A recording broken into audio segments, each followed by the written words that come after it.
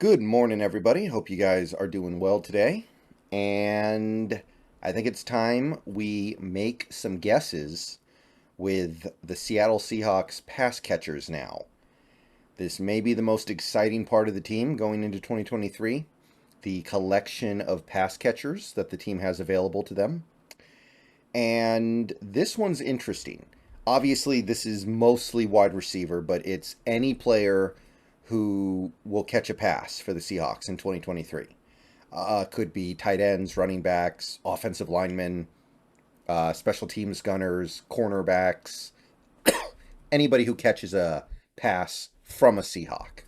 So, with that being said, let's talk about our pass catchers because, again, that's where a lot of the hype around this team is.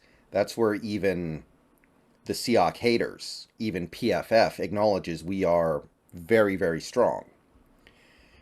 Field Goals ran a poll a couple of weeks ago asking the people on the site who they thought was going to lead the Seahawks in, I think it was receptions in 2023.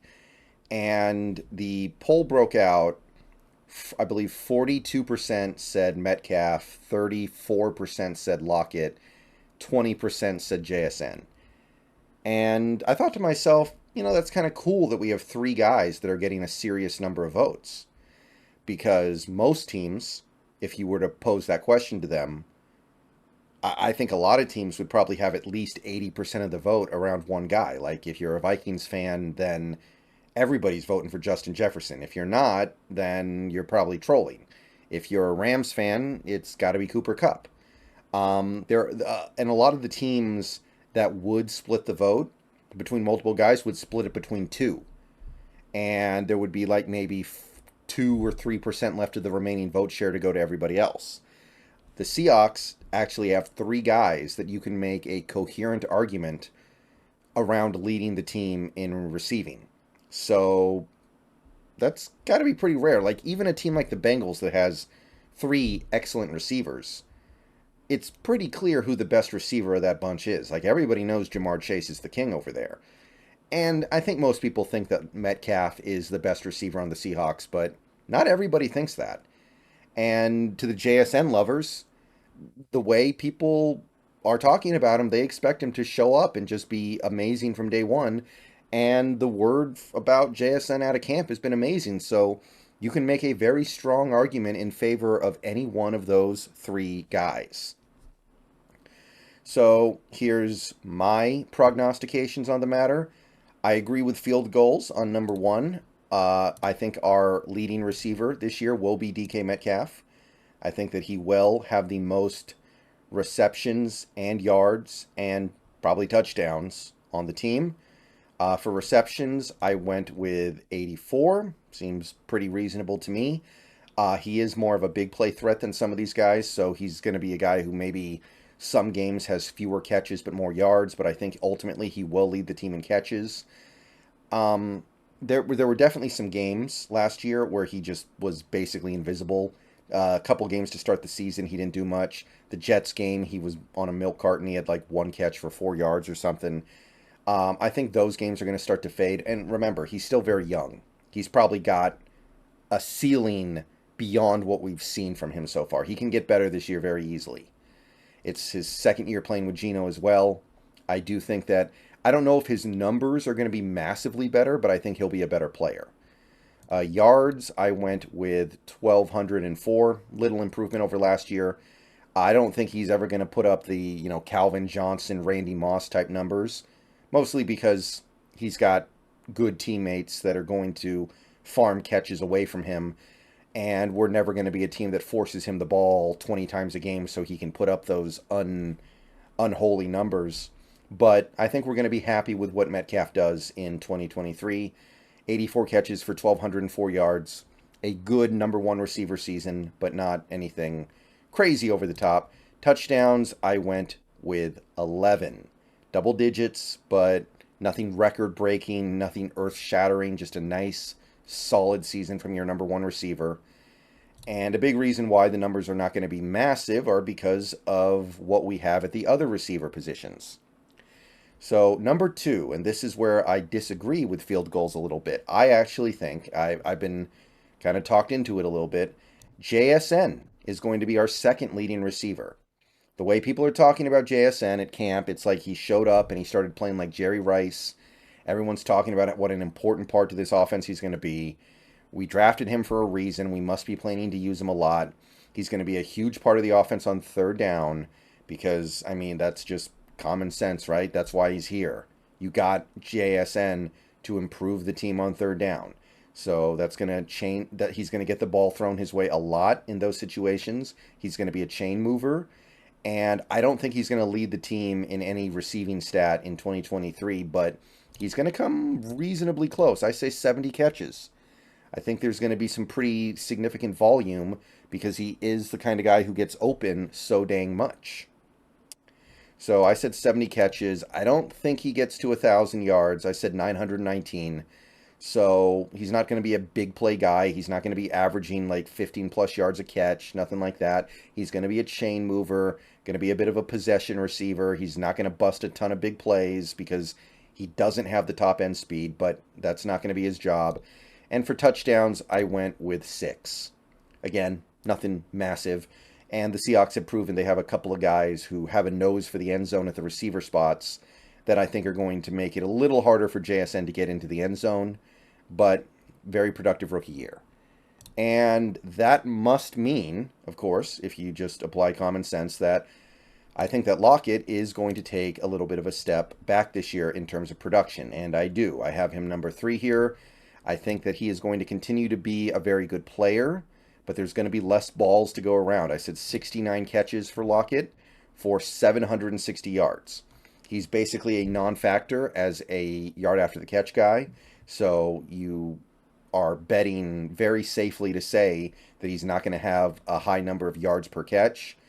And with JSN coming in here and presumably being much better and much more productive than what we got out of guys like Goodwin and Eskridge last year, you have to assume those catches come from somewhere, and Lockett is going to lose some touches because of it. He's getting older as well, by the way. That's going to catch up to him eventually. I do think he finds his way into the end zone a little bit more. He gets 8 touchdowns. It just seems like something that he would do, become a little bit more of a threat to catch balls in the red zone, become more of a guy who brings the ball in near the goal line.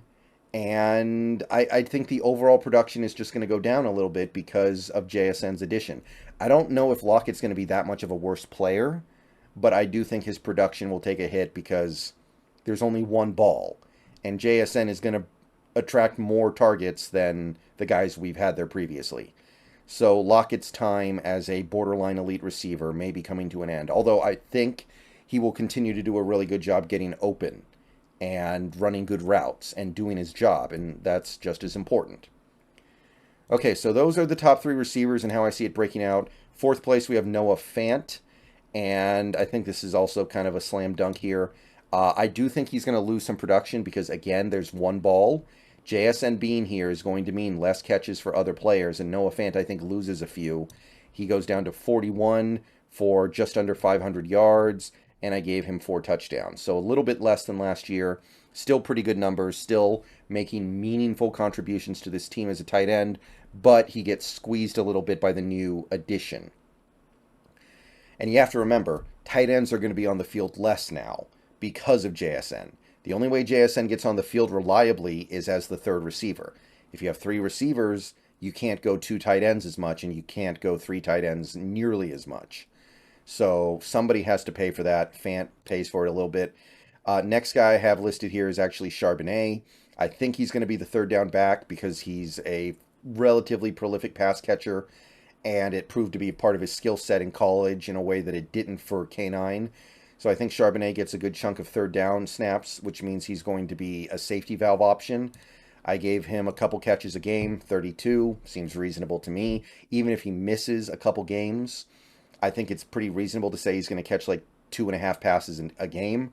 Like, he should be on the field enough to do that. He's a good pass catcher, legitimately. It's not just a safety valve thing. So there's no reason why you wouldn't utilize it. So I said 32 catches. Not huge yardage because, again, a lot of his catches are going to be around the line of scrimmage. 244 yards, fairly productive, but nothing jaw-dropping. Certainly not an Austin Eckler type, but fairly productive in the passing game, and I gave him one receiving touchdown. And then we have our other top running back, K9, who I think will be on the field for more running plays and less passing plays because I think that's going to be his role. But he's going to be on the field for enough passing plays to get involved in the passing attack some. So I gave him 31, just one less than Charbonnet. You kind of balance it out.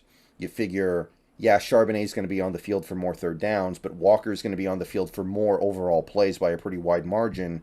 It should roughly even out, and Walker should end up with almost as many catches, 31, and I think he'll probably have a couple more yards than Charbonnet. Again, not going to be super high for the same reason, right? He's a running back. He's going to be making a lot of his catches around the line of scrimmage. K9 is not necessarily a guy I expect to be lining up as a receiver very much.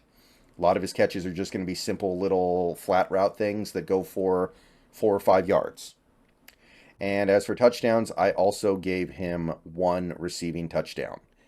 All right, so now we're starting to get into more the depth areas of this team. That's 3 receivers, 2 backs, and a tight end.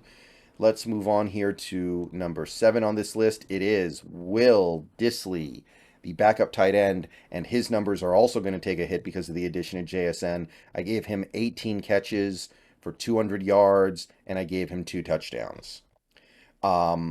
With the addition of JSN and the presumably new way the offense works, Dissly's not going to get on the field as much, and I think we can all reasonably expect him to miss at least a few games with an injury because that's kind of who he is. So, about 1 catch a game. He'll do his job. He's more of a blocker at this point. When he does come into the game, it's going to be mostly to block, but he'll chip in with the occasional pass, I think. So I gave him 18, little bit less than last year, but again, those catches to JSN have to come from somewhere. All right, next up we've got Mr. Colby Parkinson, third string tight end. I think he gets to play a little bit because Dissly misses some time. I think that we will use some three tight end sets because we did like them so much last year. I don't think they're completely gone. So I gave him 15 catches, a little bit of a step back from last year, but not for lack of ability. 211 yards and 1 touchdown seems pretty fair to me. Just we continue to get a lot of production out of our 3 receivers as a collective, our 3 tight ends as a collective, but individually, I don't think any of them are going to be as good as they were last year. Next guy on this list, I've got Derek Young, and now we're starting to get into the real dregs of the depth here. I got 16 catches for him. I do think he's going to have a little bit of a surge this season to where he's making actual meaningful productions. I got almost 200 yards, no touchdowns, but I do think he will be like a credible number 4 receiver. Then I've also got Dwayne Eskridge, who, again, I no longer think is going to not make the team because they keep talking him up. He's going to make a few catches. There are going to be a few opportunities for him. I said 11 for 140. I'm not buying the hype, but he will produce a little bit. Next up, we have Kenny McIntosh, the running back / receiver. Again, I don't think he plays that much this year, but he plays enough to bring in 6 catches for 78 yards, no touchdowns. And then you've also got DJ Dallas, got to throw him in here as well. 4 catches for 20 yards and no touchdowns. Just kind of picking up whatever's left over from everybody else. And the running backfield seems fair to me. It's hard to not play a little bit of football and not eventually catch a pass as a running back, even if that's not your role. We got one more guy here, and it's going to be Cade Johnson. At some point this year, he's going to get called up. Somebody's going to be hurt, probably Eskridge, and he's going to get in a game. He's going to make 3 catches on the season, just 11 yards, no touchdowns, though. So we're keeping things nice and simple here. There's just not going to be a lot of ball to go around to him, but I'm going to say he gets 3 catches on the season. And that gives us our totals of, let's see here, 400 catches for 4,733 yards and 34 touchdowns. And those numbers match up with my Geno predictions pretty much exactly. It's Seems reasonable to me. I can see the logic behind pretty much all of these. And those are my predictions. Let me know what yours are. Let me know what you think of mine. See you guys later. Go Hawks.